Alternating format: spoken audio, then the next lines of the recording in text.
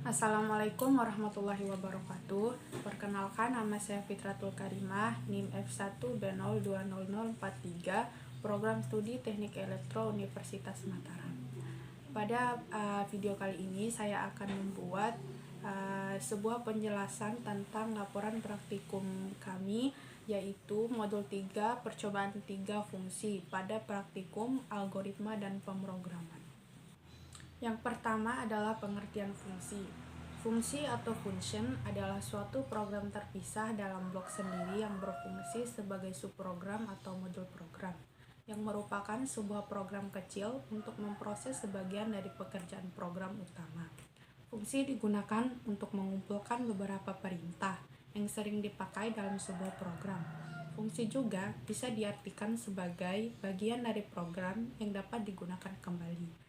Hal ini bisa dicapai dengan memberi nama pada blok statement. Kemudian, nama ini dapat dipanggil dimanapun dalam program. Yang kedua yaitu deklarasi fungsi.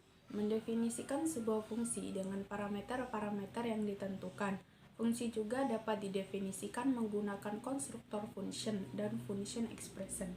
Bagian-bagian dari deklarasi fungsi itu yang pertama sintak, name, nama dari fungsi, param, nama dari argumen yang akan dilewatkan kepada fungsi, jumlah maksimal dari argumen berbeda di setiap mesin.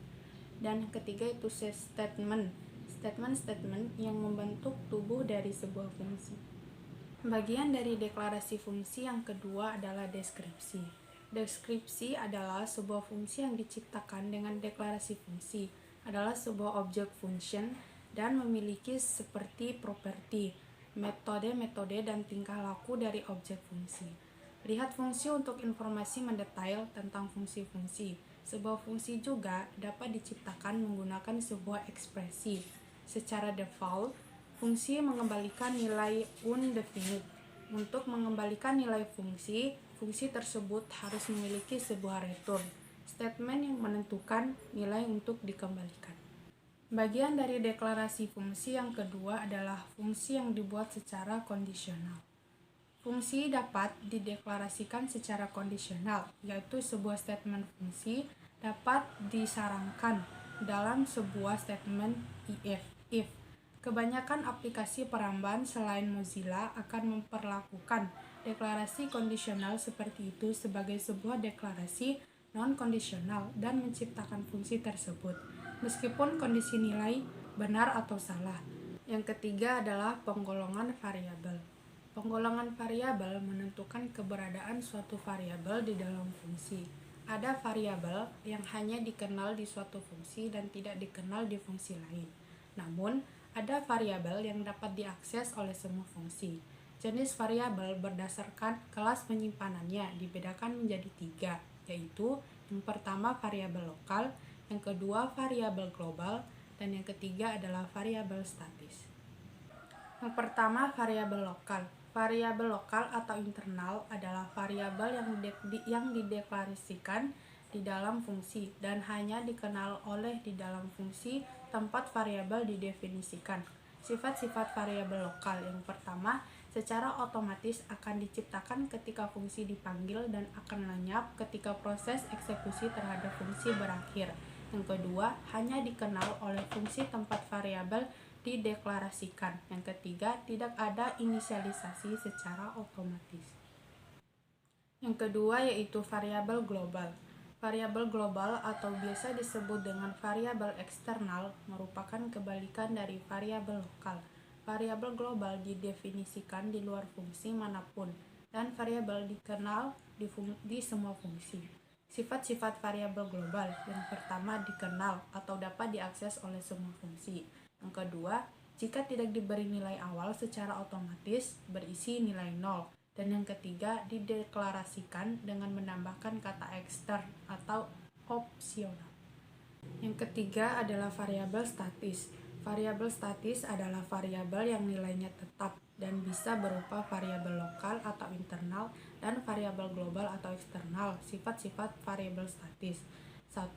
Jika variabel lokal atau internal berdiri sebagai variabel statis, maka yang pertama, variabel tetap hanya dapat diakses pada fungsi yang mendefinisikannya. Yang kedua, variabel tidak hilang saat eksekusi fungsi berakhir. Nilainya akan tetap dipertahankan sehingga akan dikenali pada pemanggilan fungsi berikutnya. Yang ketiga yaitu inisialisasi dan pemrograman akan dilakukan sekali saja selama program dijalankan. Ketiga, jika tidak diberi nilai awal secara otomatis berisi nilai 0. Dua, jika variabel global atau eksternal dijadikan sebagai variabel statis, maka sifatnya satu. Variabel ini dapat diakses oleh semua file yang didefinisikan pada file yang sama dengan variabel eksternal tersebut. Dua, variabel statis diperoleh dengan menambahkan kata kunci statis di depan tipe variabel pada pernyataan pendefinisian. Pembahasan yang keempat yaitu parameter. Pada saat pemanggilan dan pendefinisian suatu fungsi terdapat parameter fungsi. Parameter fungsi dibagi menjadi dua jenis, yaitu A. Parameter formal. Parameter formal adalah parameter yang ada pada daftar parameter dalam definisi fungsi. Dan B. Parameter aktual. Parameter aktual merupakan parameter yang digunakan dalam pemanggilan fungsi. Pembahasan yang kelima yaitu fungsi tanpa nilai balik. Fungsi ini berguna untuk melakukan suatu proses yang memerlukan nilai kembalian atau output. Fungsi ini wajib didefinisikan tipe data dari nilai yang akan dikembalikan. Fungsi ini disebut juga dengan fungsi non-procedural. Ciri-cirinya yang pertama itu tanpa keyword void, yang kedua ada keyword return, yang ketiga ada tipe data yang mengawali fungsi, yang keempat memiliki nilai kembalian, yang kelima dapat dianalogikan sebagai suatu variabel yang memiliki tipe data tertentu sehingga dapat langsung ditampilkan hasilnya. Pembahasan yang keenam yaitu fungsi dengan nilai balik. Fungsi dengan nilai balik merupakan fungsi yang tidak memerlukan nilai balik atau output. Fungsi ini memiliki satu tujuan, yaitu sering diistilahkan dengan logical inherent atau specific purpose. Fungsi ini disebut juga dengan fungsi prosedural. Ciri-cirinya yang pertama, tidak adanya keyword return, yang kedua, menggunakan keyword void, yang ketiga, tidak adanya tipe data di dalam deklarasi fungsi, yang keempat, tidak dapat langsung ditampilkan hasilnya, yang kelima, tidak memiliki nilai kembalian fungsi, dan yang keenam, keyword void juga digunakan jika suatu fungsi tidak mengandung suatu parameter apapun. Perbedaan antara fungsi tanpa nilai balik dan fungsi dengan nilai balik adalah sebagai berikut. Misalnya, pendefinisiannya sama-sama menggunakan I kali I, maka fungsi nilai balik bisa digunakan untuk menghitung luas persegi atau kuadrat suatu nilai. Sedangkan, fungsi tanpa nilai balik hanya bisa berlaku salah satunya saja. Misalnya, luas lingkaran ya luas lingkaran saja, atau jika kuadrat nilai maka kuadrat nilai saja. Kesimpulan dari penjelasan saya mengenai percobaan 3 fungsi yaitu dalam pemrograman C atau C++ selalu terdapat sebuah fungsi utama atau subprogram, yakni void, main, buka kurung, dan tutup kurung. Penamaan modul memiliki karakteristik yang sama dengan penamaan variabel. Dengan fungsi program akan menjadi lebih efisien dan fleksibel. Pada umumnya, fungsi memerlukan masukan yang dinamakan argumen atau parameter. Hasil akhir dari fungsi akan berupa sebuah nilai. Sekian penjelasan saya mengenai hasil praktikum percobaan 3 fungsi pada praktikum algoritma dan pemrograman. Lebih dan kurangnya saya mohon maaf apabila ada kesalahan.